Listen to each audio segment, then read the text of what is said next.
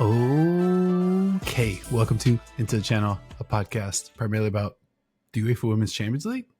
I'm your host, Dino Decespedes, and as always, I am joined by my co-host, Mr. Grant Engle. What is up, man? Oh, I'm feeling fantastic, buddy, because this is, in fact, the internet's greatest UEFA Women's Champions League podcast hosted by two bros in America. And so I would say it is primarily a UEFA Women's Champions League podcast. And I'm happy to do something that's never been done on any sports talk show before. We're going to put these teams in this tournament into tiers. How novel, incredible. Mm-hmm. I mean, I'm out here in the Bay. You know, innovation is what we're about out here. You know, we're breaking molds, just doing new stuff at every possible turn. So I'm absolutely with it. I think the tournament did us a little bit of a favor, right? So they've broken down the 18 teams, 1 through 4. We know from our Machinations episode, 1 through 4 gets the bye.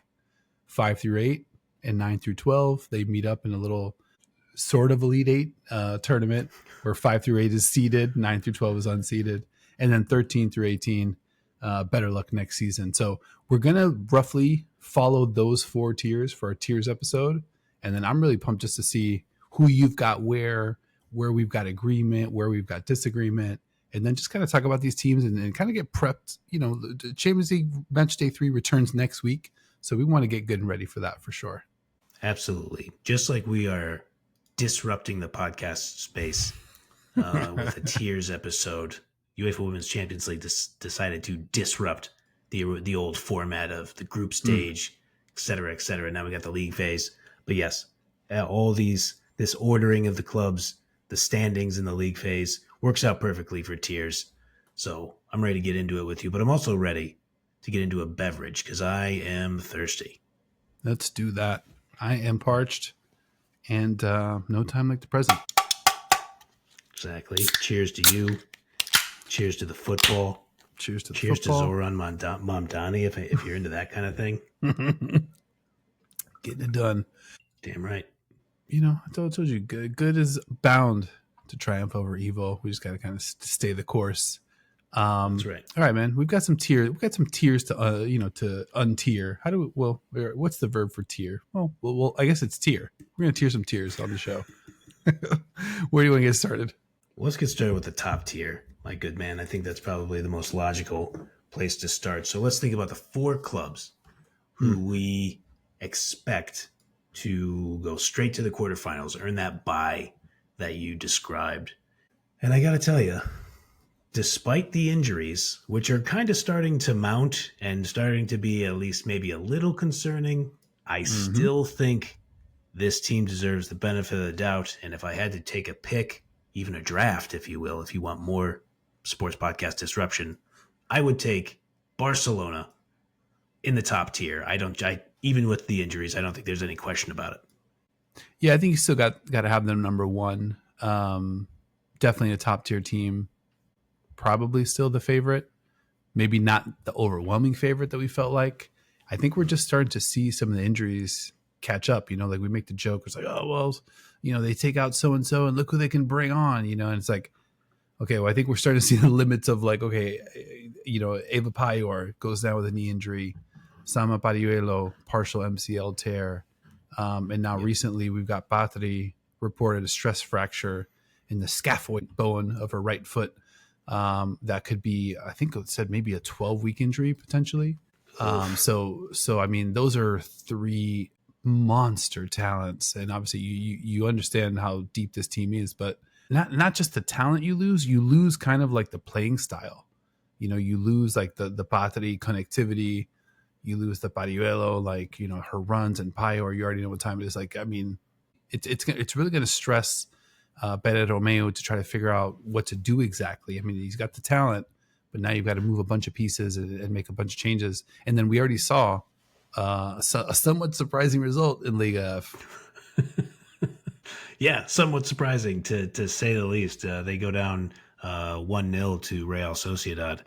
You know, even it's an away match, still a surprise, obviously. They have all those injuries, still a surprise. You know, it was a weird handball by Alejandri that led to the penalty, and then they didn't convert on their chances. there's really no point in getting into the business of like really doubting this team.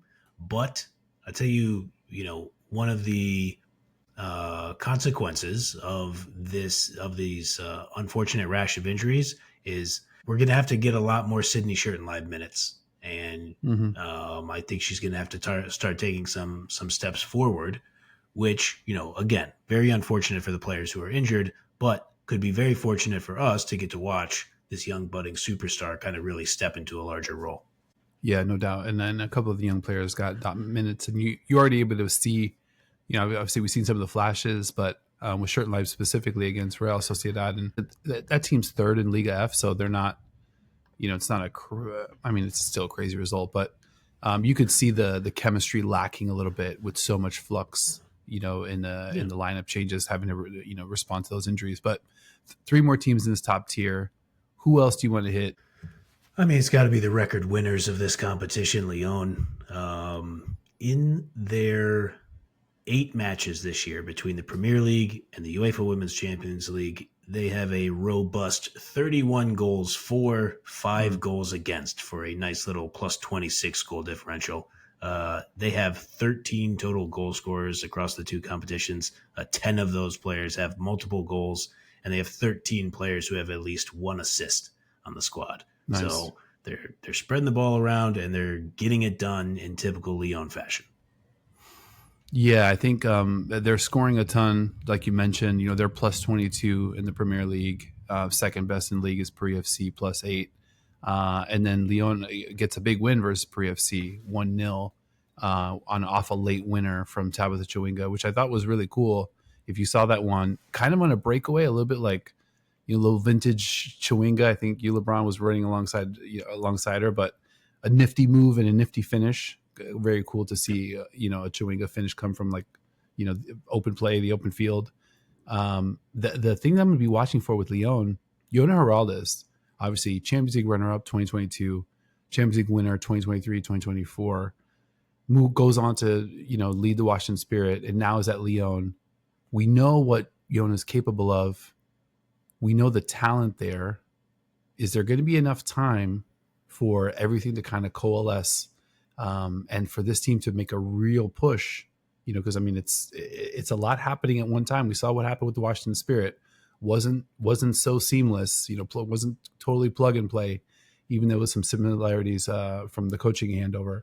And I think Lyon a little similar. Like I think we're seeing flashes, but we haven't quite seen them blow the doors off, like super steep competition where we're like, oh, wow, the whole footballing world is on notice. I think we're still kind of waiting for that kind of performance from them.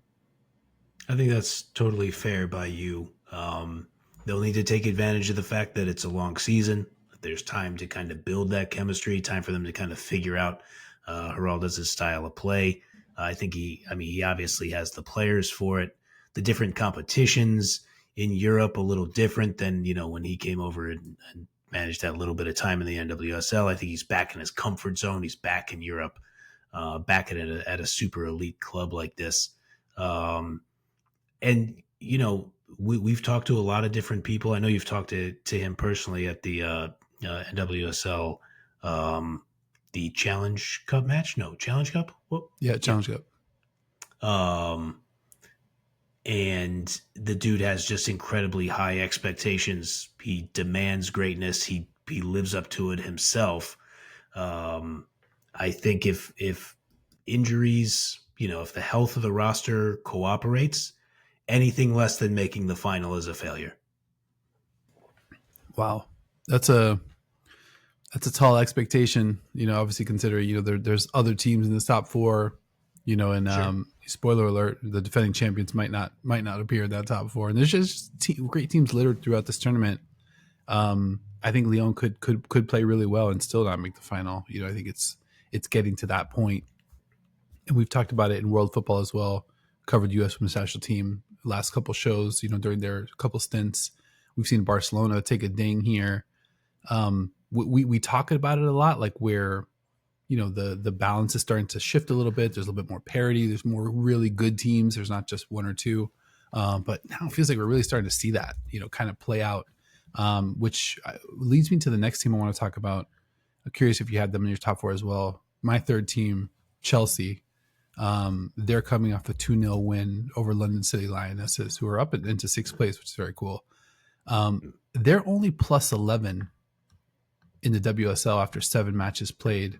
And that number is thrown out of whack if you consider a recent 4-0 win over West Ham, who's in 12th place. So you take that off the list and they'd be plus 7 in 6 matches. They're XG allowed 7.5. Their real G allowed 3. So they're kind of getting a little bit lucky there, and they're not really able to score. They're kind of like some similarities with Lyon, coach with pedigree, tons of talent. We're waiting a little bit for them to kind of put it together. And then this Saturday, they've got a big matchup heading to North London to take on Arsenal. Yeah, definitely going to be an exciting one there. They're playing at the Emirates. So that's always a cool scene. They have one thing that I thought was a little interesting. They have goals from players representing 8 different countries. I know we've talked about kind of like the real international feel. Now, Lyon has goals from players representing 7 different countries, so it's not that much different. But it's something that I always kind of keep my eye on with Chelsea. I think it was the second goal in that London City match, where it was pardon me. The second goal was the Sam Kerr just ridiculous strike from the side.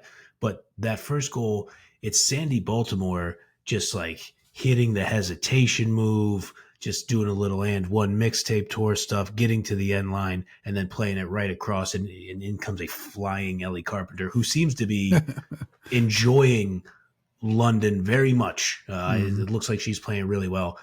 To your point, though, I don't think it's going to take some time for them to gel too. They're obviously not totally online with everything. You have some of the moving parts there. Alyssa Thompson comes over like late into camp and all that stuff into the season, and so there are a lot of things that need to happen. But I mentioned the Sam Kerr goal versus London City Lionesses.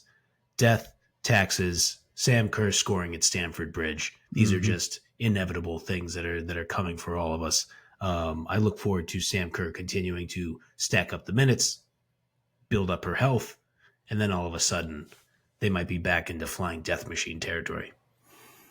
I mean, talk about a player that could wreck a game, and you could have like you mentioned, a Lyon tracking well towards the final. Sam Kerr, absolutely a player.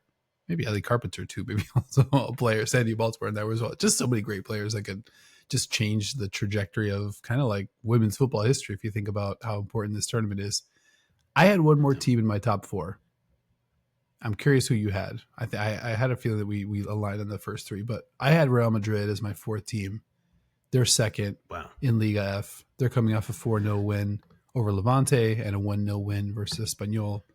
Both those teams pretty low on the table, so not super impressive there. What I'm excited about is in Liga F specifically, you've got 3 players that are getting a lot of shots, not totally cashing in just yet. So maybe we're in kind of calibration mode. You look at Atenea del Castillo, 2 goals on 12 shots. Naomi Feller, we've seen what she's done in Champions League, but in Liga F, 1 goal off 13 shots. Alba Redondo, professional goal scorer, 2 goals off 18 shots. So still early. Real Madrid kind of benefits from having a lot of players, signed to the organization that had been in different states of injury and rehab and recovery. And now it feels like things have kind of like, there's a big swell of just talented players and figuring out who's going to play where. Always great players coming off the bench. And if they can get those scoring, attacking, players to sort things out and kind of just get more return on investment there, this team could be really, really dangerous. And if Barcelona up top is, entertaining the idea of a wobble, all of a sudden, I mean, if you're at Real Madrid, things are probably getting really, really interesting at this point. I think it's fair. I think it's a good shout by you to put them in the top 4. I think after I was, looking at everything. I mean, obviously they're sitting second in the table right now. They beat Roma, and they beat Roma pretty handily, and then they beat PSG 2-1, if memory serves. I think they got to be fourth. Honestly, like I took a long look at your Gunners to be like, well, they're the holders. You know, they have the two-headed monster of Russo and Blackstenius, but you know, like you mentioned, across these two competitions, you know, they're getting great production from Caroline Weir, who has 6 goals and 2 assists. And I'm talking about across Liga F and Champions League. And Redondo has 5 goals and 2 assists. Hmm. Evan Navarro has 5 assists. And Linda Caicedo has 4. Now, Caicedo, she got that hamstring injury. It looked like it was near the end of the Roma match. And then she still came back and played versus PSG, but then she hasn't played in Madrid's last 2 league matches, so that bears monitoring. I think we're gonna take a close look at that. But they look stronger, they look threatening, more threatening than they have in the past couple of years of this tournament that we've been watching. So I think they rightfully sit at number 4 and in the first tier. Love it. All right, so we got some alignment there. Um, let's move on to the second tier. You mentioned this team that you almost kind of like went back and forth with for the 4th spot. I actually had my Gunners in a little bit of a battle between 5 and 6, and I'll just kind of like let you know both of those teams that I've got here. Both the 2 WSL teams, Arsenal in 5th, Manchester United in 6th. So Yeah. Arsenal, you know, you look at, they had a bad 3-game stretch versus Villa, Manchester City, and Lyon, where, you know, they give up 6 goals. Their next 3 versus Brighton, at Benfica, at Leicester, they only allow 1 goal. Different competition, but good to kind of see, you know, some momentum, you know, taking shape. We talked about that big matchup on Saturday with Chelsea. I think Arsenal will be fine eventually. I'm not sure the top 4. I'm not sure they're going to kind of break their back to try to reach that top 4. You know, this team has winning DNA. We talked about, you know, them taking the scenic route to the championship last year. So I'm not sure they'll, if they can't get past a, you know, a 9 through 12 squad, you know, they don't deserve to win anyway. So we'll see if they're able to kind of like grab one of those spots. But I feel like they're playing a little bit of the long game. You know, they're working in some of those new players, Olivia Smith, and you know, just trying to figure out who's going to be where. And then Manchester United, I think defensively, they've just been really impressive. They've played 13 matchups. They've played 13 matches. And they've only given up goals in 5 of those 13. 4 times they gave up a single goal. Just 1 time, I think this past weekend versus Brighton, they gave up 2 goals. So, I mean, defensively, they're locking in. I almost had Manchester United in 5th, dropping Arsenal to 6th, but ultimately I had Arsenal 5, United 6. Very curious where you had these 2 teams. Yeah, I think the tiebreaker, and I understand, like, you know, this was last year's result, but I'm fine with the tiebreaker being Arsenal's the title holders. I'm Mm-hmm. also going to do a little bit of speculation on this too. Is that Mariona Caldente has 1 goal and 2 assists in about 550 minutes in the WSL this season. She has no counting stats in the UEFA Women's Champions League. How long do you suppose that's going to last? Probably not very long. I think she's going to start playing. I think she's going to start getting better. I think she's going to start playing better, and that bodes not well for the opponents of Arsenal.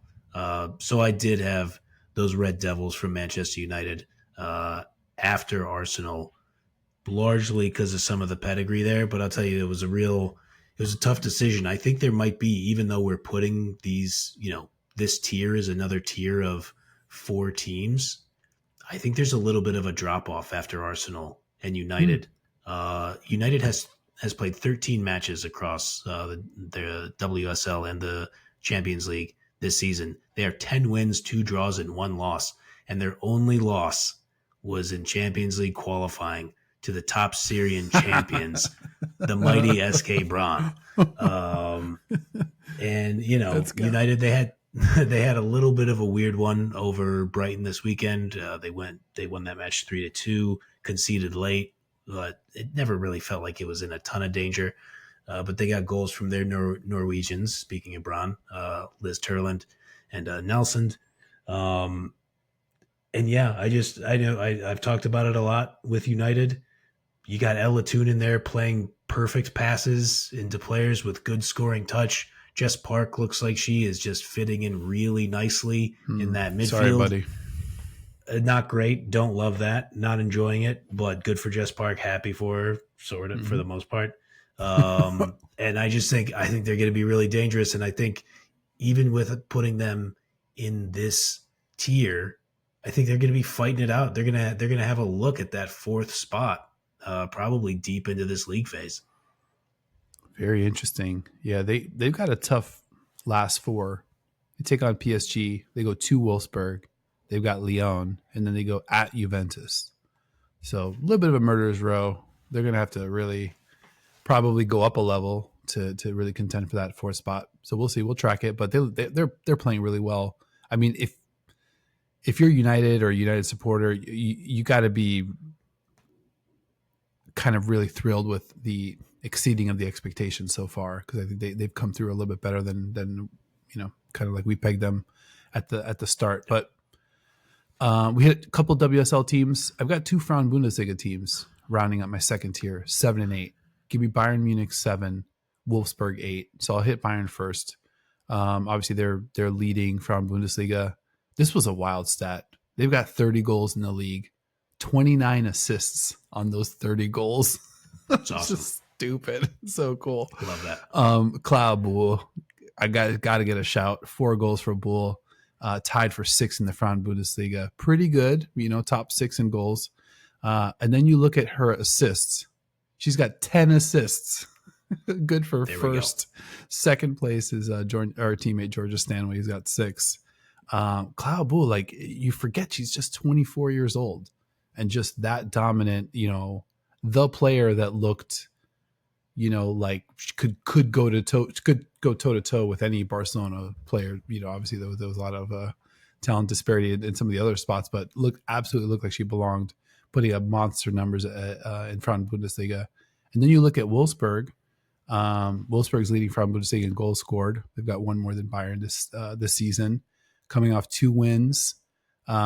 Defensively, a little wobbly. They're 5th in XG allowed, and also 5th in real G allowed. So they're not quite locking down as well as Bayern is, but offensively got a ton of firepower. And much like Madrid, a lot of talent that's kind of like coalescing that, has sort of haven't been able to get everybody at the same time. And now I feel like from a health standpoint, they're probably trending in the right direction, and are in a good position to maybe challenge Bayern in the league, and we'll see, maybe make some noise in the Champions League as well. Yeah, I think so. And on the opposite end of the spectrum, and in terms of the health news, and probably one of the shittier developments in world football, Lena Oberdorf, who already had 3 goals this season, suffered another ACL injury in her right knee. I think that happened on the 20th of October. Just devastating. I mean, she just came back from it, from an ACL.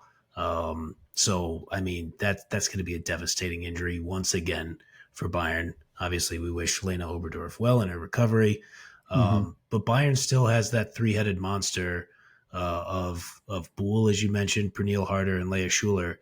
Each of them have 5 goals across the DFB Pokal, Frauen Bundesliga, and the UEFA Women's Champions League. I also would be remiss if I didn't point out that in non-Barcelona matches this season, Bayern Munich is 35 goals for, 4 against, for a nice little plus 31 goal differential in those 3 competitions. I know they got smoked by Barcelona, but I think that was more about Barcelona coming out on fire than them looking bad. I mentioned Oberdorf already had 3 goals. Tanakawa and Dahlmann already have 3 apiece, to go with, the 15 provided by Buhl, Harder, and Schuler. So I think they have enough to continue to contend. It's just, there's just going to be a what if hanging over it with the Oberdorf injury, I think. Yeah. Total bummer. I mean, hated to see that news, because like Oberdorf also was kind of roaring back a little bit, just starting to like rev up, and I mean, I don't know, real bummer. Bayern was also, in a good position to just play a lot of high stakes football. So, just we wish her well, as deeply and as sincerely as we can for sure for a speedy recovery. In this tier, did you did you agree on the 7-8? How do we feel about Arsenal, Manchester United, Bayern Munich, Wolfsburg as our 5 through 8? I have a team that I want to put eighth that is currently eighth on the table as we speak, and I think, judging by looking at some of your your tiers, I believe you have them criminally low, sir. Okay. And that would be one Atletico Madrid. Okay. All right, hear me out here. Across Liga F and the Champions League, Fiamma is on an absolute tear. She has 7 goals and 3 assists across the 2 competitions.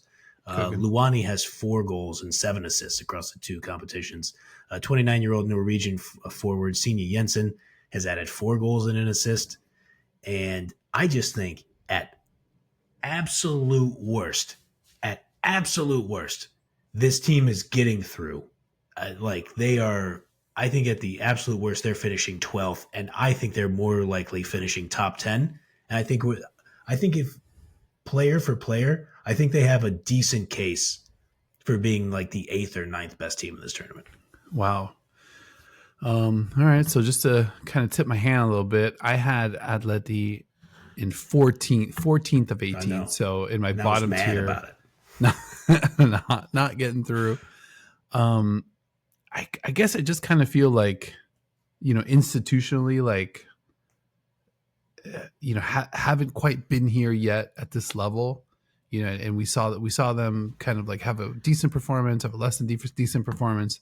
So I kind of expect them to be a little bit on that track, like flashes, but also like, oh man, they really put that performance out when they really, they could have kind of closed the door on, to your point, clinching, or at least crawling up into that top 8. And, I could see them laying an egg a little bit just because it's tough to do. And like, you look at these teams, it's 18 good teams, sure. Outside of maybe the very, very upper crust, anybody could beat anybody. Like, we've already seen it, even in just these 2 match days. So it's kind of like no knock on Atleti, but it's like, I'm just scrolling the teams I have above them, and I'm like, I'm not sure that, I don't know. I think I would take every team, maybe one, that I kind of have misplaced here, but we'll kind of get into that. But it sounds like where did you have Atleti at the end of it?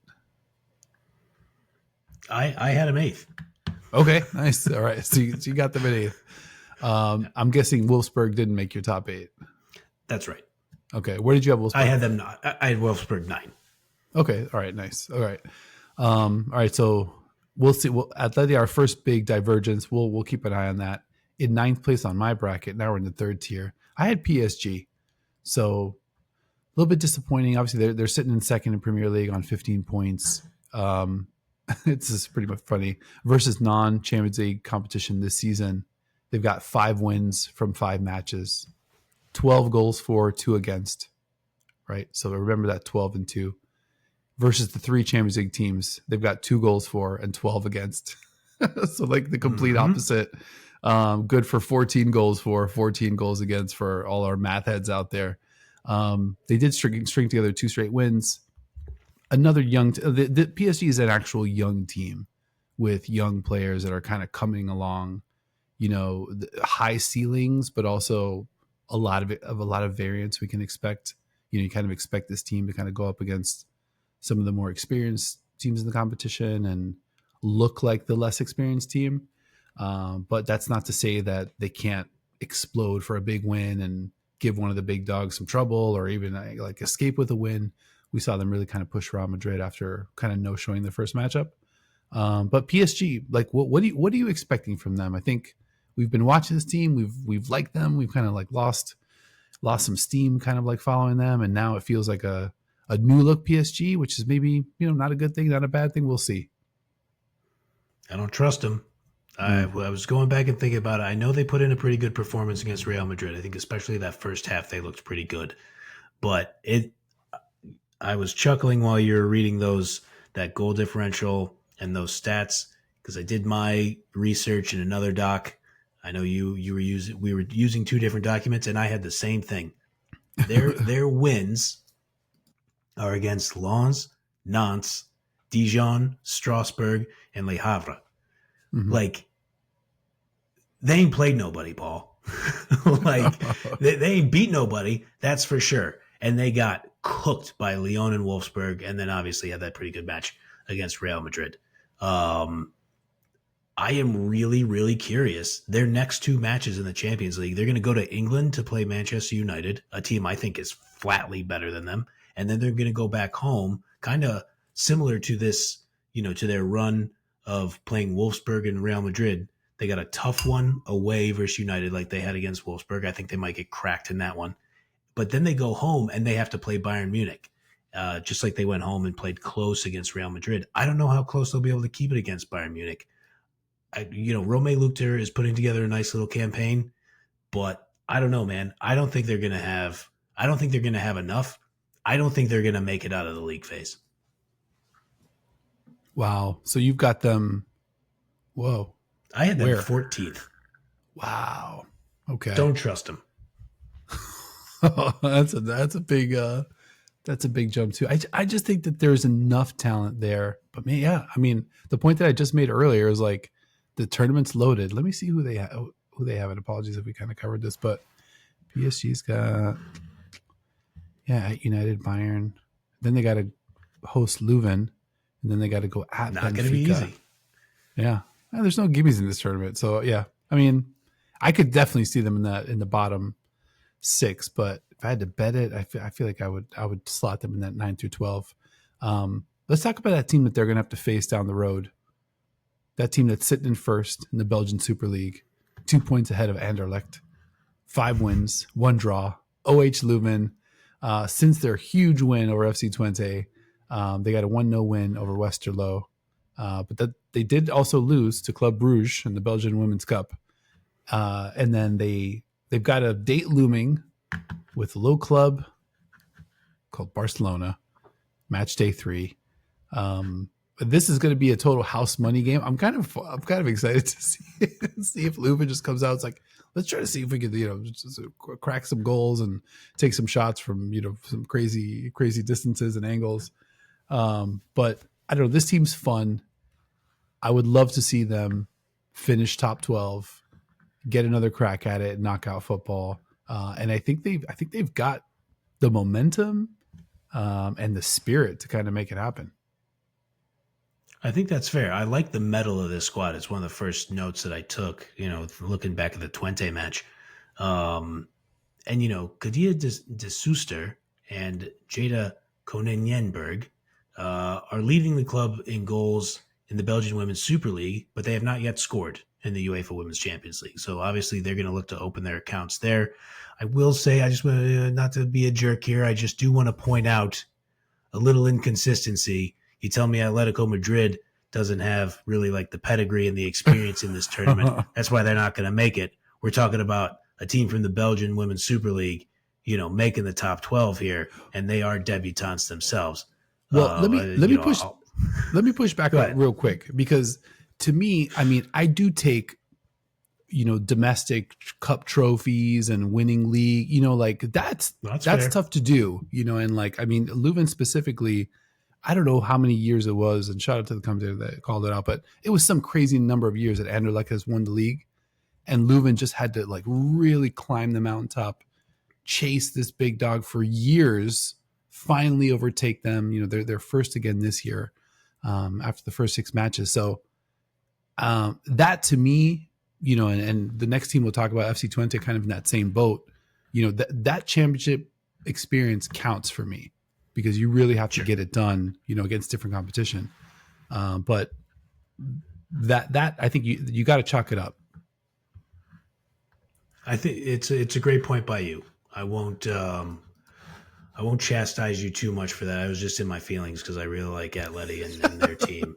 And when you said it earlier, I was like, wait a minute, this dude's really going to do that to Atleti? And we're talking about Leuven. But I also have Leuven in my 3rd tier. I think they'll make it through. I think you're right. I mean, if they don't allow this Barca match to get too ugly, which is a tall order, like just don't lose by like 7.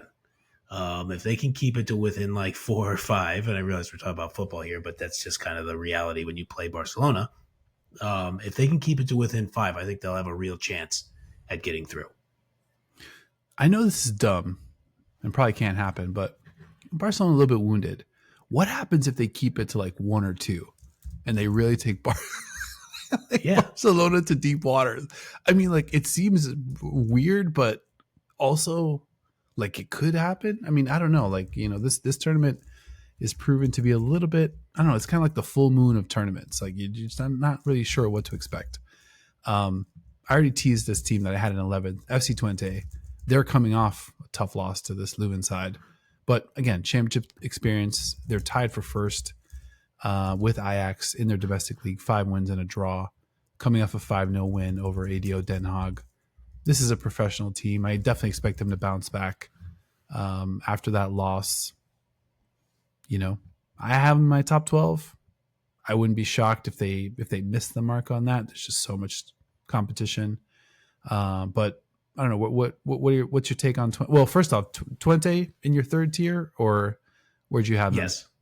I think this is another team I trust more than Paris Saint-Germain. I'll tell you that right now. I think they're better. I think Ravensburgen, spelled Ravensburgen, but I think the 2 announcers that I heard just pronounced her name Ravensburgen. And Van Ginkel, I think they're both strong, both 24 years old. 5 goals and 2 assists for Ravensburgen, 3 goals for Van Ginkel. Jill Roord chipping in with 2 goals and 5 assists across their league play and the UEFA Women's Champions League. We've talked about it. They're going to play you physical. They'll sit back. They'll absorb some pressure. And I think they have enough attacking wise to probably surprise some teams. Yeah, I think they're going to be in most games, if not every game. Let me just check their schedule. Okay, so they're going to go at Benfica versus Atleti, at Arsenal, and then they'll host Real Madrid. So I think for them, in the mix. Those 2 matches in the middle at Benfica versus Atleti, if they can cash in with a couple of results there, they'll be in prime position. Obviously, 12 of 18, you want to finish in the top 2/3 to be able to advance. So it's still pretty live there. I had one more team in my third tier. This team, after I kind of like dug into some of the numbers, I dropped them quite a bit, and that's Juventus. They're sitting in third on 7 points in Serie A Femminile, coming off 2 wins versus 6th place Lazio, 12th place Ternana. They only have 3 goals in 4 matches played in Serie A Femminile. They've allowed 2, but a weird start to the season there. 2 wins, a loss, and a draw. But again, they've won 2 straight.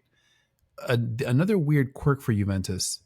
According to FBref, in 6 Serie A plus Champions League matches, they've trotted out 5 different formations.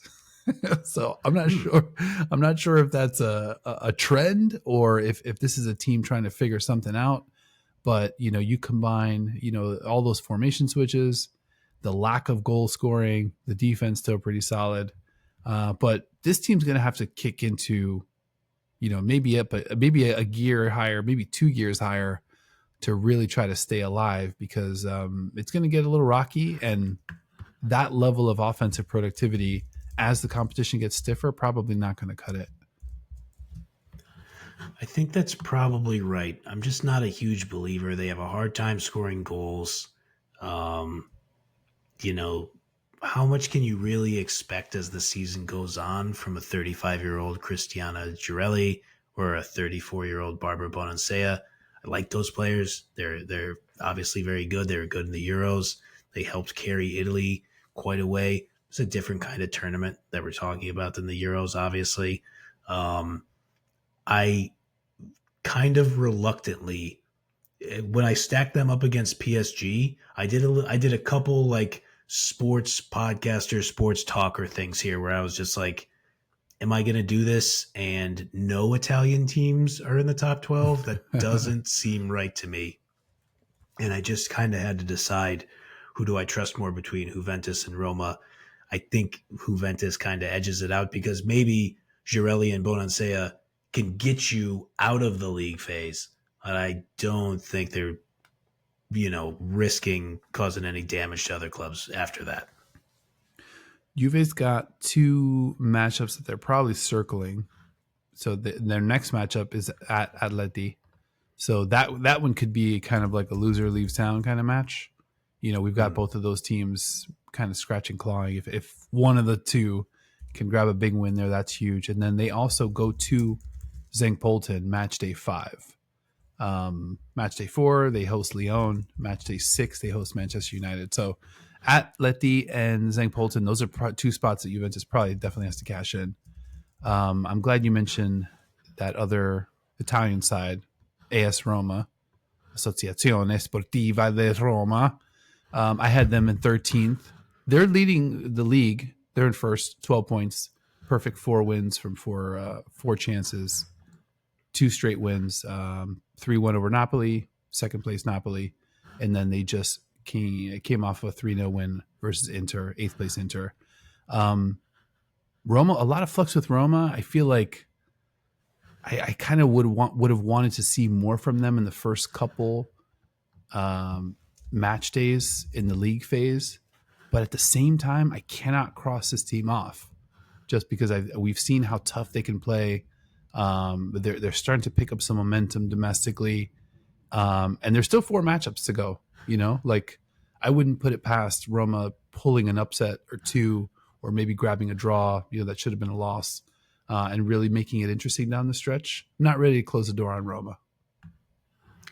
I think that's fair, and that was kind of why I was between them and Juventus so much. I mean, even thinking about it again, 3 of their last 4 here, or 3 of their next 4, it's Vålerenga. It's home for Vålerenga, at Leuven. Then they're at Chelsea. That's not going to go great for them, I wouldn't think. But then they're home for STP. So, I Mm. mean, that's 3 out of 4 matches where you got to think we can get some points out of this. I mean, the reality is after the 6-2 loss to Madrid, after the 4-0 loss to Barcelona, they need a convincing win at home versus Vålerenga in the worst way. And you've talked about their toughness and their mettle, between Corelli, Giuliano, Dragoni, Vienne. They need to find a way to turn it around. And I think they have the tough players to do that. Yeah, definitely. They've got talent. They've got talent to break games open for sure. It's just a matter of putting it together. Where did you have Roma on your list? And I didn't give them numbers. So like, I'm just like all over the place.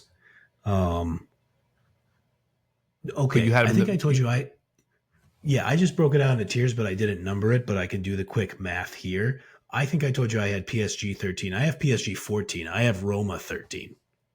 Okay. All right. So yeah, I had Roma 13 too. Atleti 14. You had PSG 14.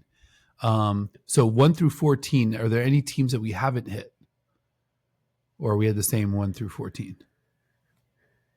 Yeah, we have the same 1 through 14. Okay. All right. So 4 teams to go. These 4 we don't expect to get through. I'm going to go with my 15 team. Give me Paris FC. They're sitting in 4th in the Premier League. Coming off a 6-1 win over 10th place Marseille. And then obviously they had that tough 1-0 loss at Lyon where they held up really tight. Like they held up in a big way. They had chances. They gave up a breakaway late to Chewinga. Probably a result, not a result, but a performance that they needed to kind of like say, all right, we are in the building. We shouldn't expect to show up and get rolled here, like against any of these Champions League teams. So Right. I would really love to see them kind of get on track and put some good performances on tape because I like that team. I like those players, but we just haven't seen it yet. But maybe that performance versus Lyon could help them turn a corner. Could it be like in the NFL and American football? Could this just be one of those weird AFC North matches where like a crap team like Cleveland plays a good team like Baltimore close, or like, Hmm. you see it in the SEC and in American collegiate football where sometimes one of the lower level teams just kind of bounces up and surprises the other. I haven't been overly impressed with anything I've seen from Perry FC, but like you said, we like Mateo, Korishek. They have good players on the roster. I don't know. I think they're in for a pretty tough time. Let me just do the quick double check here. So their next four, it's at Real Madrid, home for Benfica, at Valerenga, and then at home for Barcelona. I mean, they're pretty much in a spot where it's like, can we scratch points out of two of those four matches? Still won't be enough. Yeah. Yeah. I mean, it'll have to be wins in those two, and you're looking Right. at, all right, Valerenga, maybe Benfica, at Real. Yeah, it's going to be tough, especially for a team. It's just like when you stumble out the gate, you really kind of pay for it. Yep. 16th on my list, I had Benfica, obviously a team that I like. I think we both really like. We saw, some of these Benfica players go toe to toe with the U.S. Over a couple different friendlies here recently. I don't expect Benfica to get through. This is probably like a reload kind of season for Benfica. They're sitting in first domestically, probably where their focus is going to be. Yeah, I mean, you expect them to play hard, but outside of that, I'm not sure we'll see too many more results from this side. Again, considering the tough competition.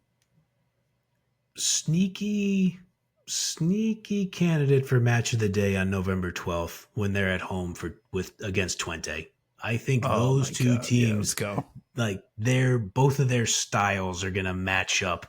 It's going to be a little rock fighty, but I'm eager to see it. And like you mentioned, like some of those Benfica players, they're probably feeling pretty good coming back from their time with the Portuguese national team, notching one win over the U.S. women's national team.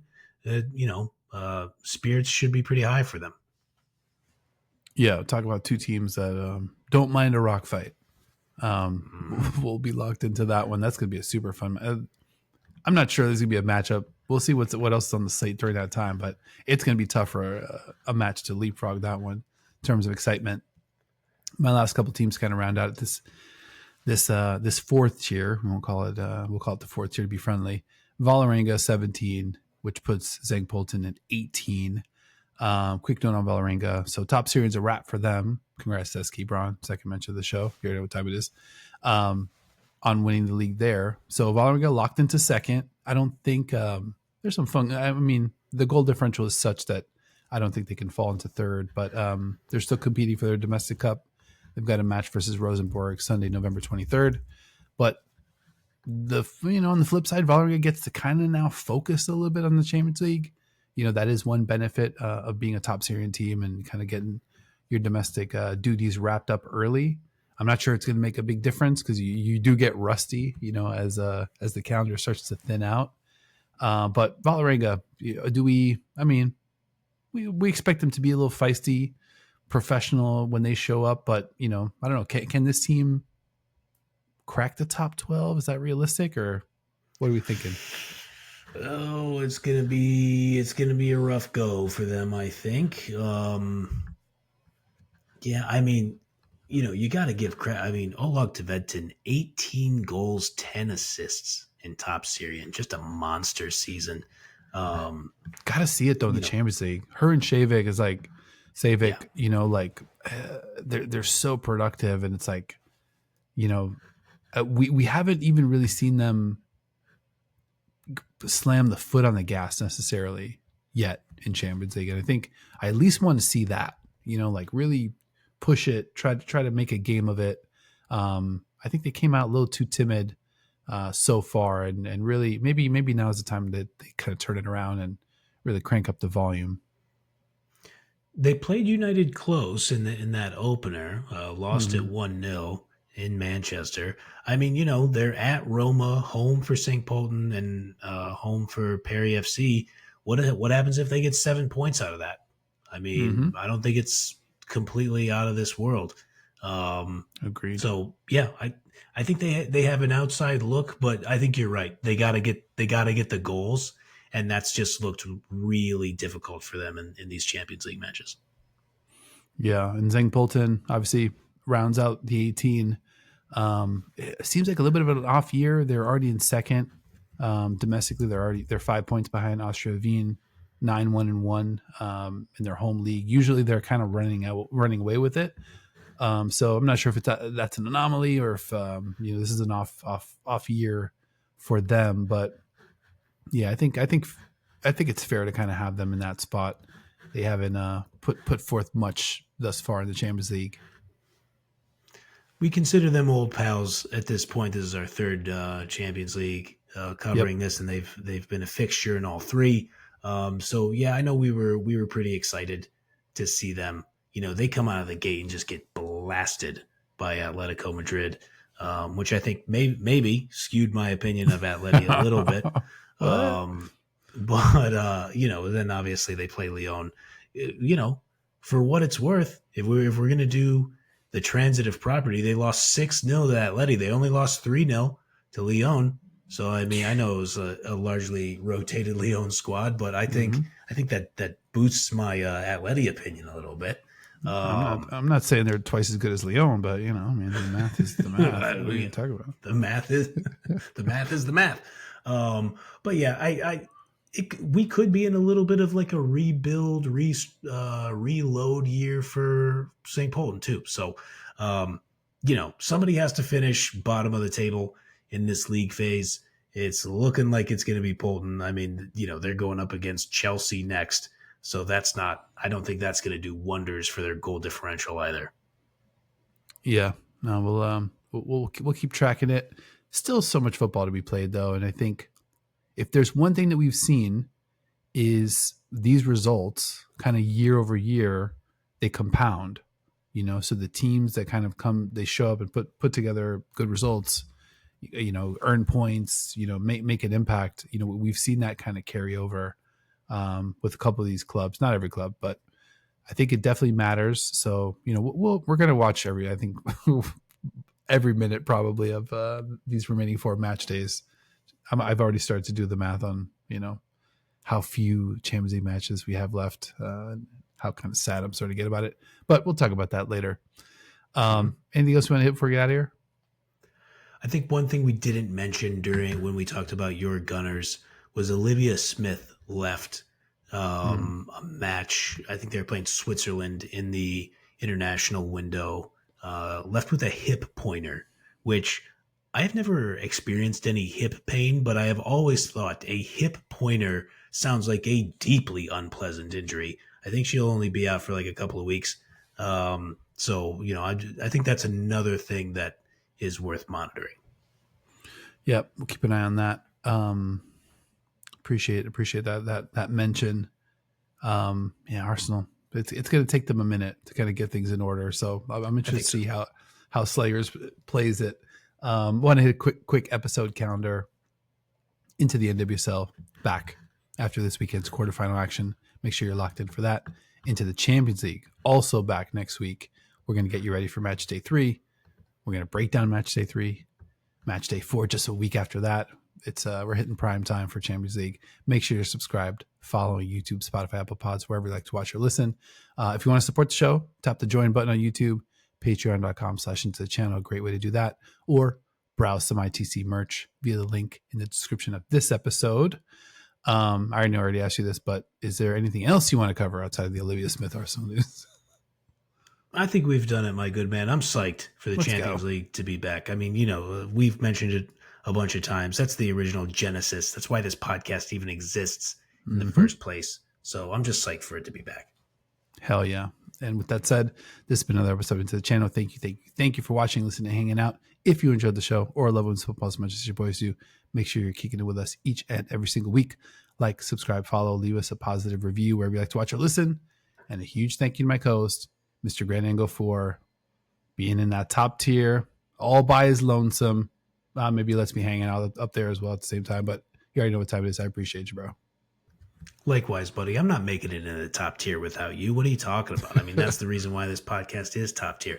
I would say it's top tier for a couple reasons. Obviously, me and you, we do all right for ourselves, but mostly is because of all of you rocking with us, managing to survive the Sleepy Boys podcast, my sleep inducing voice, from what I've been told. It's all right. We appreciate you hanging out with us. There are worse things that could be said about me. That's totally fine. So thank you for watching. Let us know, what do your tiers look like? Who do you think is a guarantee to get in? Am I too low on PSG? Or yeah, am I too high on Atleti? Is Dino too low on his defending champion Gunners? Tell us what you think. We're always looking to learn from you guys. We appreciate you so much, and we will see you all next time.